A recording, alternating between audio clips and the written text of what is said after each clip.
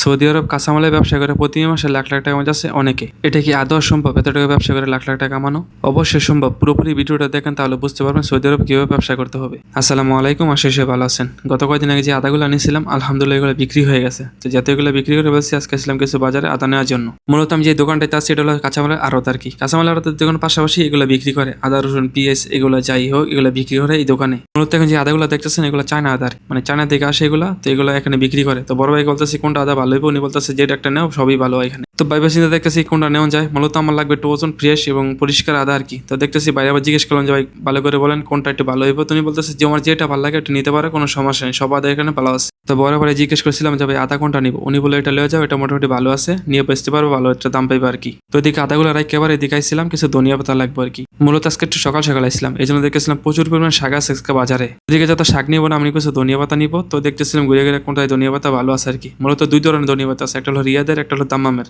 মূলত এখন যে ধনিয়া পাতাটা ভরতাছে ওইটা হলো রিয়াদের ধনিয়া পাতা। এর আগে আমি ওনার কাছে নিয়েছিলাম, মোটামুটি ভালোই হয়েছিল, এই জন্য বলছি একটু ভালো থেকে ভাই কিছু ধনিয়া পাতা দিয়ে দেও। তো যাই ধনিয়া পাতা নিয়ে আবার রুমের জন্য রওনা হয়েছিলাম। আর যদি আপনাদের কাছে ভিডিওটা ভালো লাগে তো অবশ্যই শেয়ার করে দিবেন। আপনাদের একটা শেয়ারে অন্য অন্য ভিডিও বানানোর জন্য অবশ্যই আমাদের আগ্রহ জাগে। সবাইকে ধন্যবাদ, আল্লাহ হাফিজ।